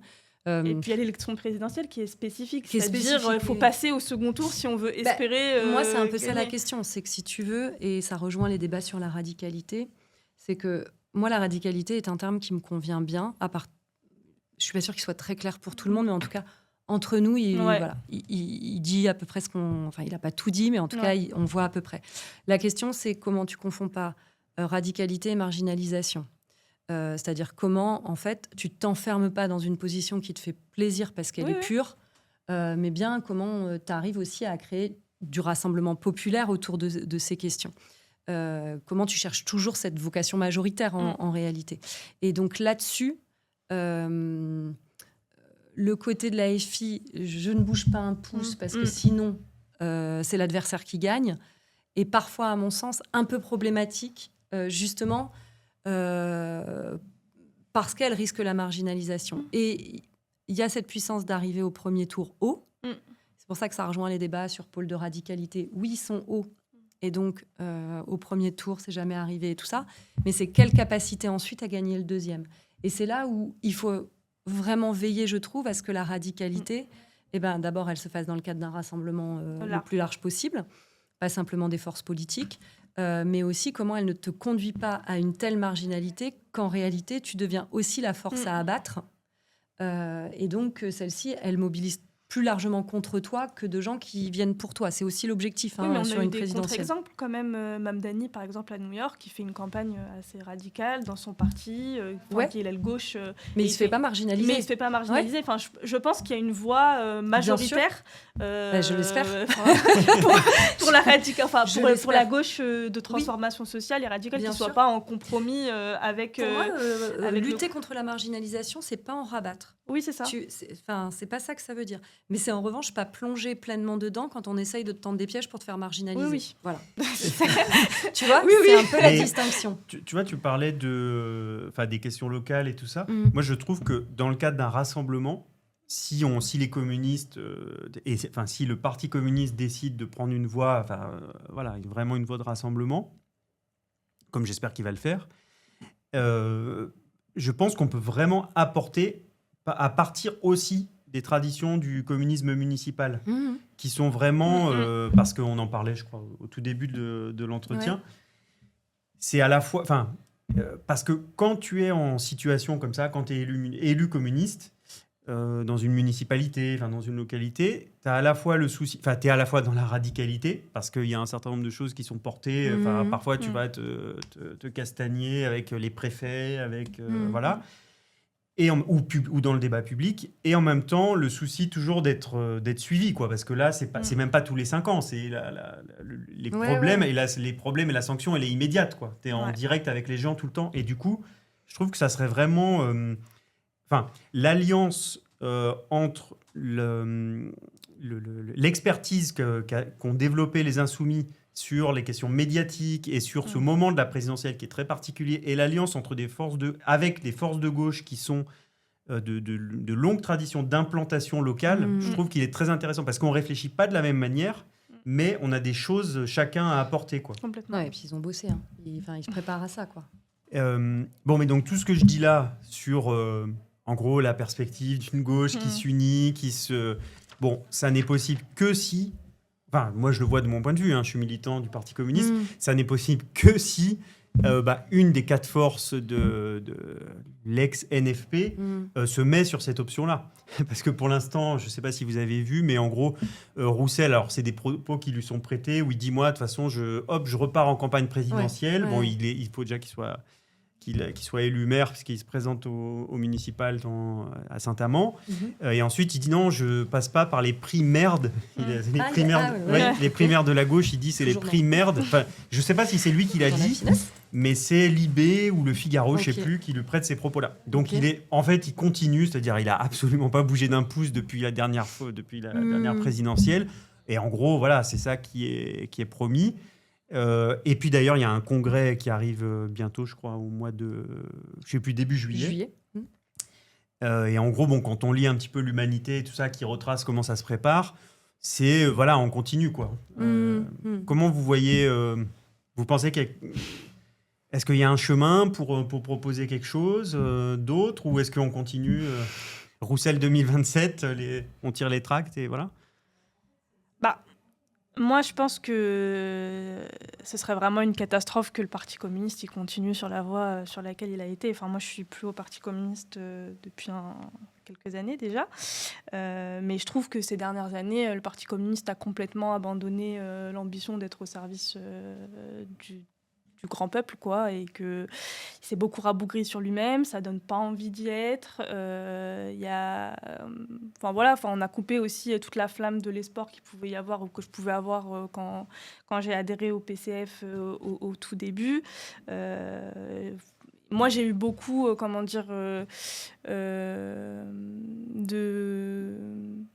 je ressens plus de la fierté, quoi, être au Parti communiste comme j'ai pu l'avoir à un moment donné, quoi. C'est-à-dire, quand on voit les positions de Fabien Roussel sur la Palestine, on se dit mais comment c'est possible? C'est le premier parti avec lequel j'ai milité sur la Palestine. C'est le premier parti avec lequel j'ai fait les manifestations palestines. On n'était que des communistes. Comment est-ce que c'est possible que le Parti communiste tienne ce type de position, ce genre de position sur la question palestinienne? Pareil sur la question du RSA, pareil sur la question des allocations de travail, pareil les passoires migrantes. Enfin, c'est quand même. Quand j'étais arrivée au Parti communiste, il y avait un manuel qui était sorti sur l'accueil, l'hospitalité des migrants. Enfin, c'était quand même un autre Parti communiste quand j'y suis arrivée. Et on pouvait faire toutes les critiques qu'on voulait sur ce Parti communiste-là, mais on n'en avait pas honte. Aujourd'hui, quand on parle du Parti communiste dans les luttes sociales, c'est pas le même rapport. C'est-à-dire que je trouve que le Parti communiste s'est coupé de tous les mouvements sociaux, notamment antiracistes, féministes, palestiniens. Enfin, c'est compliqué d'avoir une parole au nom du Parti communiste dans ces mouvements-là, alors que il y a quand même dans tous ces mouvements-là, il y a des communistes. Tout à fait. C'est-à-dire, les communistes sont présents dans toutes ces luttes sociales. Mais oui, c'est vrai, bien sûr. Les communistes sont dans toutes les luttes, que ce soit le 10 septembre, que ce soit les Gilets jaunes, que ce soit les manifs féministes, antiracistes. Les communistes, ils sont pour présents. La Palestine. Pour la Palestine, sur toutes ces questions-là, même sur la question des violences policières, encore, n'en parlons pas, sur ce qui s'est passé au moment du meurtre de Naël et la position du Parti communiste. Enfin, voilà, ce sont des positions qui ont été quand même choquantes. Et donc, moi, je pense que c'est pas possible de continuer dans une situation où on a un Parti communiste qui porte ces positions-là, quoi. On ne peut pas dire le Parti communiste c'est pas droitisé, parce que c'est sa direction nationale qui emporte la ligne, quoi. Et c'est cette ligne-là qu'elle porte, et c'est celle-là qu'on porte aussi. Qui a été élue, et c'est ce qui est porté aussi devant le peuple. À un moment donné, voilà, c'est cette direction du Parti communiste-là. Et moi, en tout cas, elle ne me satisfait pas, et ça ne fait pas de moi pas une communiste, quoi. Et j'aimerais être dans un Parti communiste, mais celui-là, j'y avais pas de responsabilité, etc. Donc, c'était plus facile de s'en retirer. Mais voilà, il y a quand même cette ambition. Pour moi, c'est important d'avoir une organisation communiste, un parti communiste qui soit à la hauteur des enjeux du moment. Et donc, je pense que ce congrès-là, faut que les gens ils aient leur mot à dire quand même, y compris les communistes qui sont partis.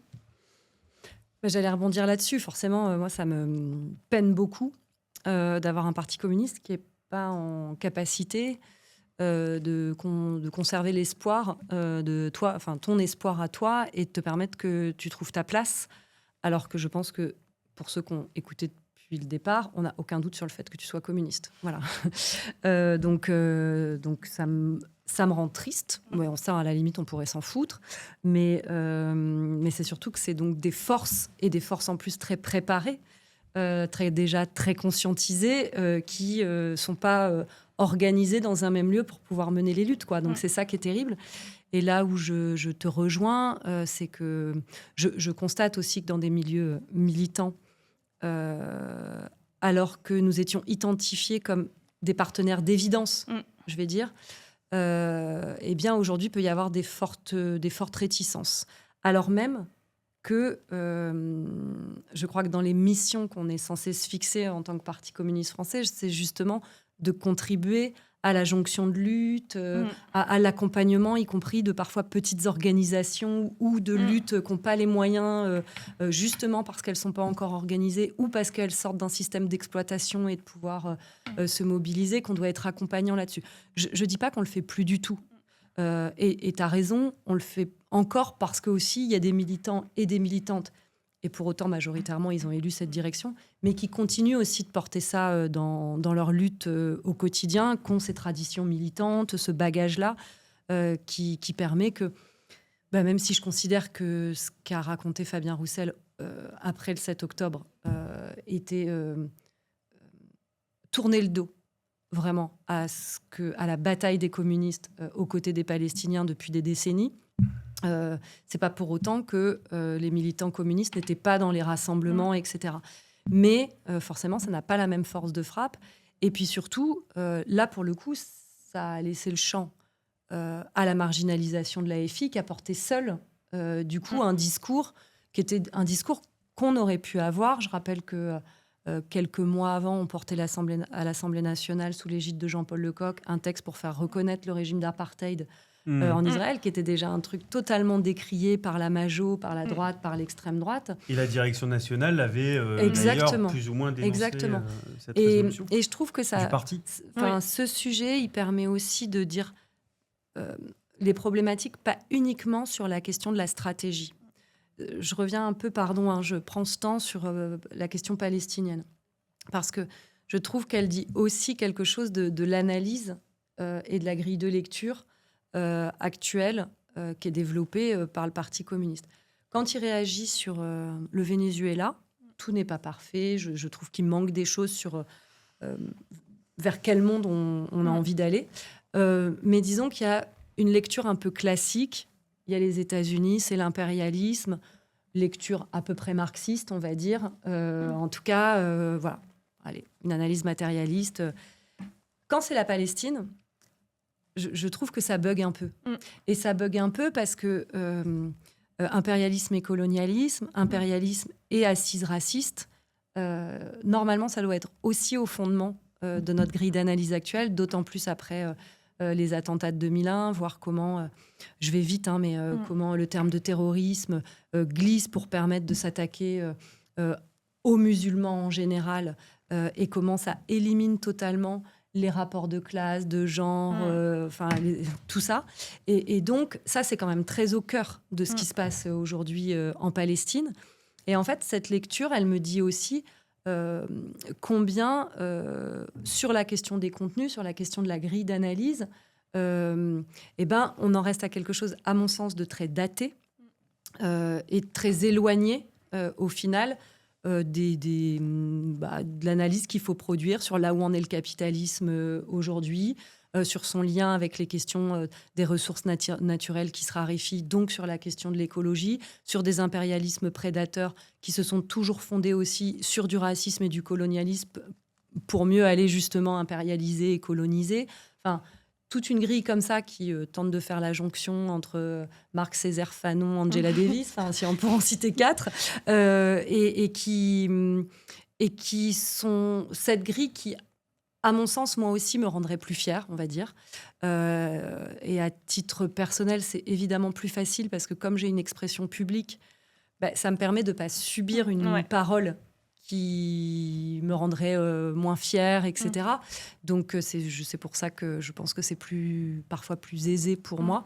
Mais tu es située dans le débat. Les gens savent que Elsa Faucillon tient ces positions-là. Oui, donc c'est plus simple que tu subis moins effectivement une lecture. Et ensuite, sur le congrès, j'essaye d'aller vite et c'est compliqué d'aller vite. Moi, j'oscille beaucoup, en fait, entre des moments de fatalisme. Et puis des moments aussi où je vois bien que là, pour le coup, sur la question de la Palestine, les militants et les militantes communistes ont fait savoir leur mécontentement. On dit qu'il y a quelque chose qui n'allait pas. Et je pense qu'il y a quand même une prise de conscience sur le fait que le passage média, même nombreux, ça ne te fait pas une ligne politique, ça ne te fait pas la fierté, ça ne te fait pas une stratégie. Donc, je crois qu'il y a cette prise de conscience. Après, comment ça se traduit ? D'abord, on n'est absolument pas encore rentré dans les débats de congrès. Et je pense qu'il y a une raison à ça et que généralement, quand on veut que tout continue comme avant, il ne faut pas trop que les débats soient ouverts. Mais moi, en tout cas, je continuerai à essayer, dans le cadre du congrès avec d'autres, de faire entendre une voix alternative parce que ça permet aussi parfois à ce que des personnes comme Manel ne partent pas. Et je pense que c'est important. C'est une ambition limitée, je l'admets. Je pense qu'il faut se fixer un objectif de plus que ça. Mais ça, je pense que ça nécessite aussi que non seulement des Manel ne partent pas, mais peut-être aussi des Manel reviennent ou viennent, j'en sais rien. Non, mais ça, c'est sûr. Moi, je suis resté au Parti communiste, mais notamment grâce aux militants, en fait. Bon, j'ai toujours été dans des endroits là où j'ai milité, où c'était plutôt... Je veux dire, l'ambiance était plutôt sereine, etc. Bon, ça n'empêche pas, évidemment, tous les problèmes d'orientation nationale et tout ça. Et je veux dire, c'est effectivement plus possible que ça continue comme ça. Mais pour moi, le grand problème... Pour moi, il y a deux grands problèmes. Le premier, c'est celui que tu viens de citer, c'est-à-dire que là, donc il y aura un congrès dans quelques mois. Je crois que les adhésions pour pouvoir être membre du Parti communiste et donc pouvoir participer au congrès, ça se termine dans un mois, quelque chose comme ça. C'est jusqu'à début mars. Et donc, il va y avoir, je ne sais pas, sauf si les gens décident vraiment de s'en mêler, mais il va y avoir 20 000 ou 30 000 communistes, ce qui est conséquent quand on voit la taille des partis, moyenne des partis politiques. Mais en fait, les décisions qui se prennent dans un moment comme ça, pour moi, elles sont d'intérêt général pour le mouvement populaire. Et du coup, je trouve ça effectivement dramatique que pour l'instant, il y a un congrès qui a été mis, mais juste après, juste avant l'été, comme ça, un petit peu clandestinement. Alors que les questions qui vont se décider, j'en parlais tout à l'heure pour la présidentielle et pour l'avenir de la gauche, elles sont... c'est hyper important. Donc il y a le fait que les gens s'en mêlent bien au-delà de ceux qui sont aujourd'hui adhérents. Et pour moi, la deuxième, pour essayer de remettre le Parti communiste sur des orientations bien à gauche et tout ça, l'autre critère, c'est que les militants cessent de s'auto-censurer. Parce que, en fait, là, on a l'impression, vous disiez, je crois que Elsa, tu disais, il y a les militants qui sont dans ces luttes-là, et en même temps, ils ont réélu Roussel. Ouais. Et en fait, il y a cette dichotomie-là. Et c'est aussi parce qu'il y a toute une culture en interne que moi, je ne supporte plus. Donc, ça fait bien longtemps que moi, j'ai décidé de dire ce que je pensais. Enfin, de toute façon, tout le monde ici, je pense. Juste, je dis ce que je pense. Et puis après, voilà, s'il y en a qui ne sont pas contents, ils ne sont pas contents. Mais toute une espèce de chape de plomb où on essaie de dire... Non, mais t'es pas d'accord, mais il faut polisser tout ce que tu vas dire parce que sinon... Mais c'est plus fort que ça, Antoine. En fait, c'est l'idée ça va choquer les militants. C'est que si tu dis du mal du parti. En fait, c'est terrible cette idée. C'est-à-dire que... c'est comme la famille, on lave son linge sale en famille. Quoi. Et donc, mais rien ne doit être public. Quoi. En fait, je veux dire, comme tu le dis, c'est un parti politique qui prend des choix qui vont concerner beaucoup de gens. Il présente aussi aux élections des gens qui vont prendre des décisions pour beaucoup de gens.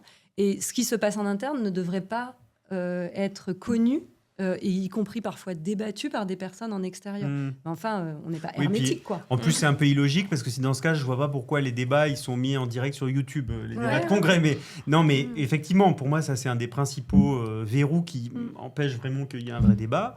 C'est d'arrêter toutes ces espèces de faux semblants internes, externes, etc.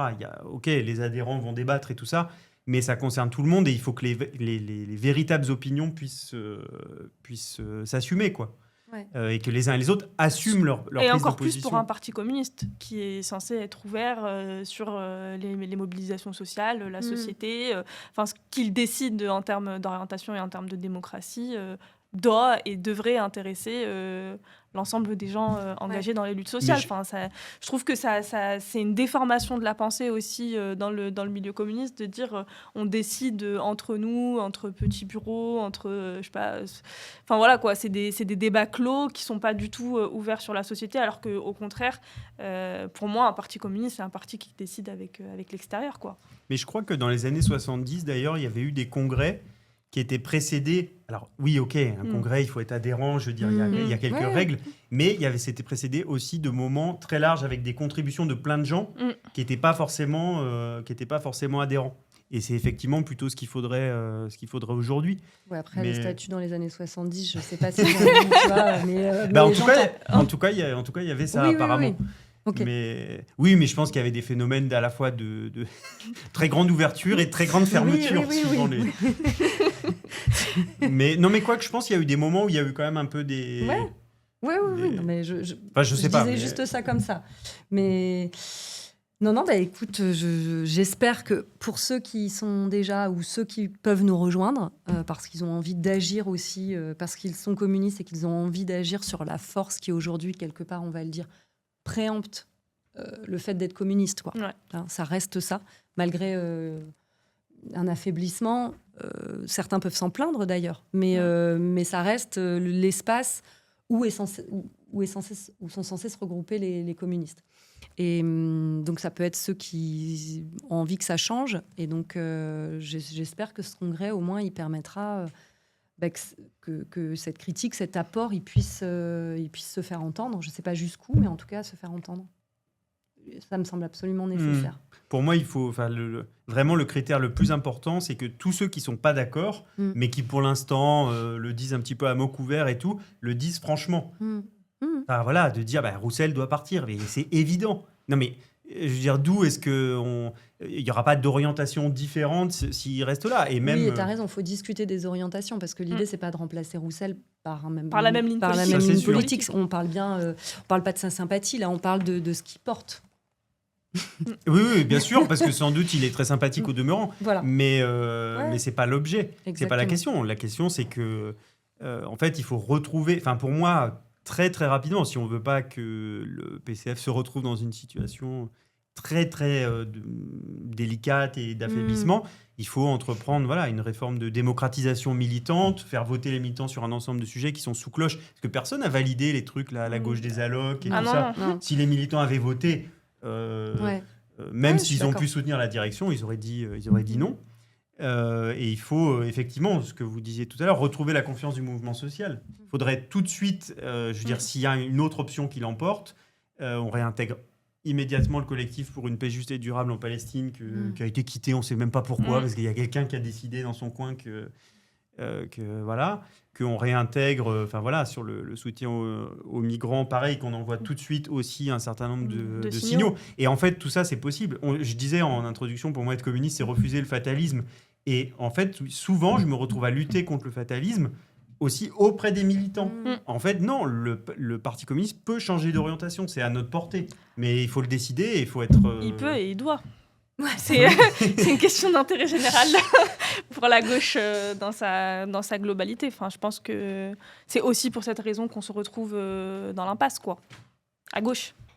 On finit sur une question unique. C'est quoi votre plus beau souvenir de lutte ? On doit en choisir qu'un seul, du coup. C'est dur, hein. C'est dur. Moi, ça a été ma participation au Hirak en Algérie en 2019.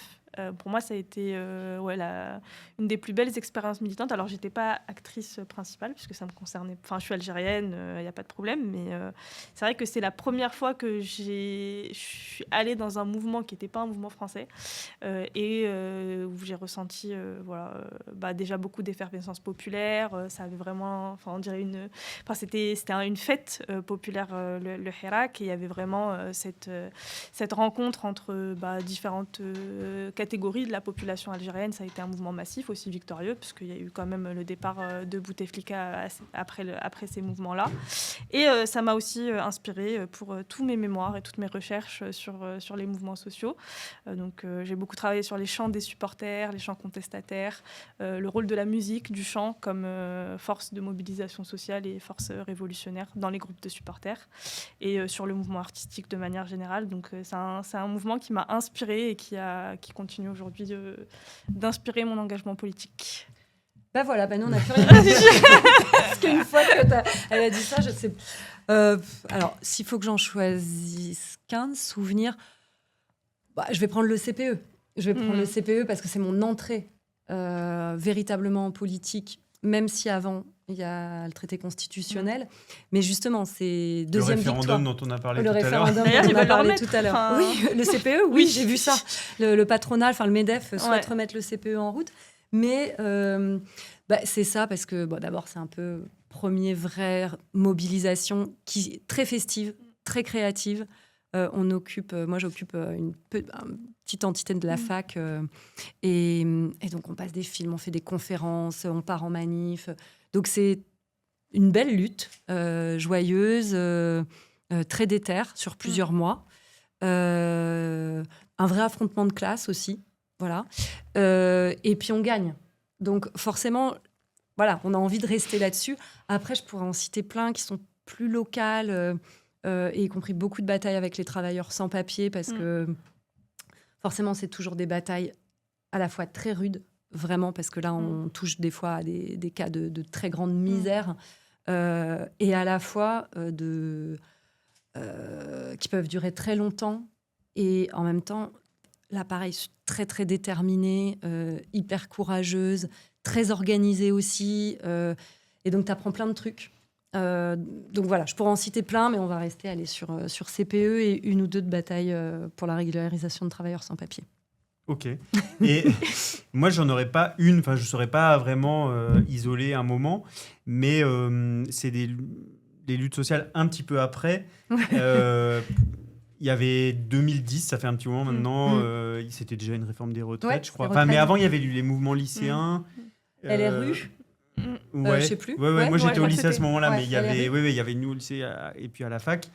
Et puis bon, après, il y en a eu d'autres, mais c'est les moments de jonction étudiants, lycéens, travailleurs, où tu sens, en fait, toi, tu as bloqué ton lycée, ou tu t'es mobilisé sur ta fac, etc. Et tu sens qu'en fait, tu rejoins dans la même ville plein de points de lutte et tout ça. Et là, tu sens que le quotidien, il est en train de... Tu romps un peu le quotidien, quoi.